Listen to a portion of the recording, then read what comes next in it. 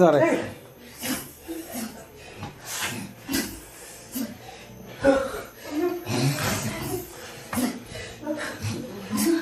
കൊല്ലത്ത് ആത്മഹത്യക്ക് ശ്രമിച്ച പെൺകുട്ടിക്ക് പോലീസ് CPR നൽകുന്ന ദൃശ്യങ്ങളാണ് ഇപ്പോൾ കണ്ടത്. ചടയമംഗലം പോലീസിന്റെ സംയോജിതമായ ഇടപെടലിലാണ് പെൺകുട്ടിക്ക് ജീവൻ തിരികെ കിട്ടിയത്. മൊബൈൽ ഉപയോഗിച്ചതിന് വീട്ടുകാർ ശാസിച്ചതിനെ തുടർന്നാണ് പെൺകുട്ടി ജീവനെടുക്കാൻ ശ്രമിച്ചത്. SI മനോജും ഹോംഗാർഡ് ജ്യോതിയുമാണ് പെൺകുട്ടിക്ക് CPR നൽകിയത്. 7 മിനിറ്റോളം CPR നൽകിയാണ് 17-കാരിയെ ജീവിതത്തിലേക്ക് തിരികെ എത്തിച്ചത്. അനക്കമുണ്ടായതോടെ പോലീസ് ജീപ്പിൽ തന്നെ അഞ്ചലിലെ സ്വകാര്യ ആശുപത്രിയിൽ എത്തിക്കുകയായിരുന്നു. വിവരങ്ങളുമായി S വിനീഷ് ചേരുന്നുണ്ട് കൊല്ലത്ത് നിന്ന്. വിനീഷ്, എന്തായാലും ഇവിടെ പോലീസിന്റെ ഒരു കൃത്യമായ ഇടപെടൽ, അത് കാരണം ഈ പെൺകുട്ടിയുടെ ജീവൻ രക്ഷിക്കാൻ കഴിഞ്ഞു. പക്ഷേ എന്തുകൊണ്ടാണ് അവൾ ആത്മഹത്യക്ക് ശ്രമിച്ചത് എന്നൊരു ചോദ്യമാണ് ഇവിടെ ഉയരുന്നത്. നമ്മൾ പരിശോധിക്കേണ്ടത്. അതായത് വീട്ടുകാർ മൊബൈൽ ഫോൺ ഉപയോഗിച്ചതിനെ എതിർക്കുന്നു, അതിന് വിലക്കേർപ്പെടുത്തുന്നു, വഴക്ക് പറയുന്നു. അതിന്റെ മനോവിഷമത്തിൽ ഒരു പെൺകുട്ടി ആത്മഹത്യക്ക് ശ്രമിക്കുകയാണ്.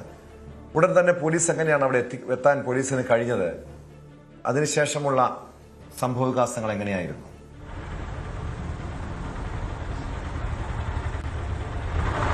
തീർച്ചയായും ടോം സൂചിപ്പിച്ചതുപോലെ തന്നെ വളരെ ഗൗരവമുള്ള ഒരു വിഷയമാണിത്. വീടുകളിലെ കുട്ടികളിലുണ്ടാകുന്ന ഈ മൊബൈൽ ഉപയോഗം അത് വലിയ രീതിയിൽ ചർച്ചയായി തന്നെ മാറുന്നുണ്ട്. കാരണം സ്കൂളുകളിലൊക്കെ നല്ല രീതിയിൽ കൗൺസിലിംഗ് ഒക്കെ കൊടുക്കുന്നുണ്ടെങ്കിൽ പോലും വീട്ടിലെത്തുമ്പോൾ ഇവരുടെ സ്വഭാവത്തിൽ ചില മാറ്റങ്ങൾ വരുന്നുണ്ട്.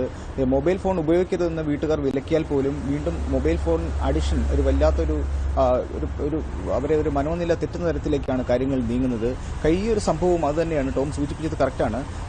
കഴിഞ്ഞ ദിവസം ഈ ചടയമംഗലം സ്റ്റേഷൻ പരിധിയിലാണ് 17 വയസ്സ് മാത്രമേ ഈ പെൺകുട്ടിക്ക് പ്രായമുള്ളൂ.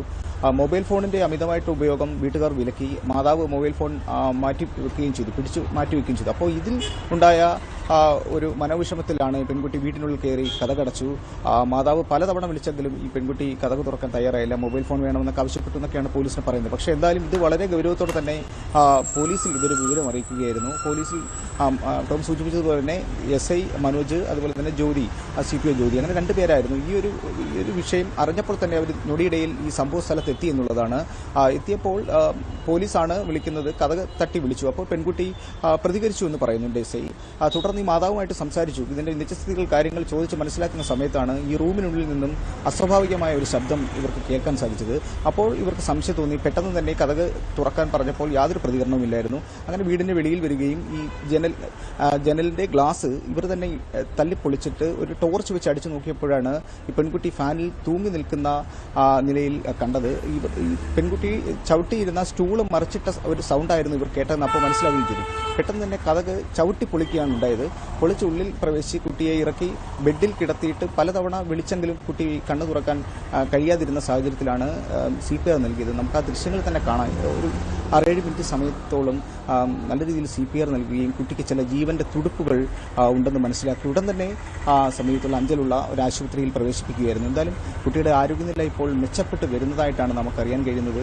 ഈ പോലീസിന്റെ ഈ സംയോജിതമായ ഒരു ഇടപെടൽ കുട്ടിയെ ജീവിതത്തിലേക്ക് കൊണ്ടുവരാൻ സാധിച്ചു എന്നുള്ളതാണ്. നമുക്കറിയാം പോലീസുകാരുടെ ചെറിയ ഒരു വീഴ്ച പറ്റിയാൽ പോലും വലിയ രീതിയിൽ അവരെ വിമർശിക്കുന്ന ഒരു സമൂഹമാണ് ഇപ്പോൾ ഉള്ളത്. അപ്പം ഇതിൽ നിന്നെല്ലാം വ്യത്യസ്തമായിട്ട് ഇവരുടെ ഈ ഒരു പ്രവൃത്തി പോലീസ് സംയോജിതമായി ഇടപെട്ടതുകൊണ്ടാണ് ആ കുട്ടിയെ ജീവിതത്തിലേക്ക് കൊണ്ടുവരാൻ സാധിച്ചത്. അത് എത്ര പ്രശംസിച്ചാലും മതിയാവുകയില്ല. ഇതിന്റെ ദൃശ്യങ്ങൾ ഇപ്പോൾ സോഷ്യൽ മീഡിയയിലും പ്രചരിക്കുന്നുണ്ട്. നല്ല രീതിയിലുള്ള ഒരു അഭിപ്രായങ്ങൾ ഇവരെ പിന്തുണച്ചുകൊണ്ടുള്ള, പോലീസുകാരെ അഭിനന്ദിച്ചുകൊണ്ടുള്ള കമന്റ്സുകളെല്ലാം വരുന്നൊരു സാഹചര്യമുണ്ട്. എന്തായാലും നമ്മൾ SIയുമായിട്ട് സംസാരിച്ചപ്പോൾ തന്നെ അറിയാൻ കഴിയുന്നത് ആഭ്യന്തര വകുപ്പിന്റെ ഒരു നിർദ്ദേശമുണ്ട്. ഇങ്ങനെ ഒരു കുട്ടികളോ അല്ലെങ്കിൽ സ്ത്രീകളോ പെട്ടെന്ന് തന്നെ ഒരു സഹായം ചോദിച്ച് വിളിച്ചു കഴിഞ്ഞാൽ പെട്ടെന്ന് തന്നെ അത് അതിനുള്ള നടപടിയിലേക്ക് നീങ്ങണം, പെട്ടെന്ന് അവിടെ എത്തണം എന്നൊരു നിർദ്ദേശമുണ്ട്. അതുകൊണ്ടാണ് തങ്ങളത് ചെയ്തതെന്നാണ് SIയും പറഞ്ഞത്.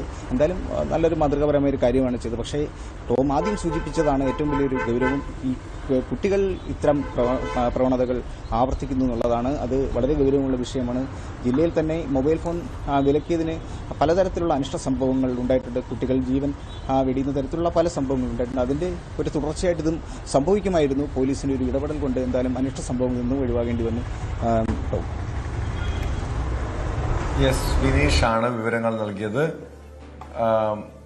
പോലീസിന്റെ കൃത്യമായ ഇടപെടലാണ് ഈ പെൺകുട്ടിയുടെ ജീവൻ രക്ഷിക്കാൻ കാരണമായത്.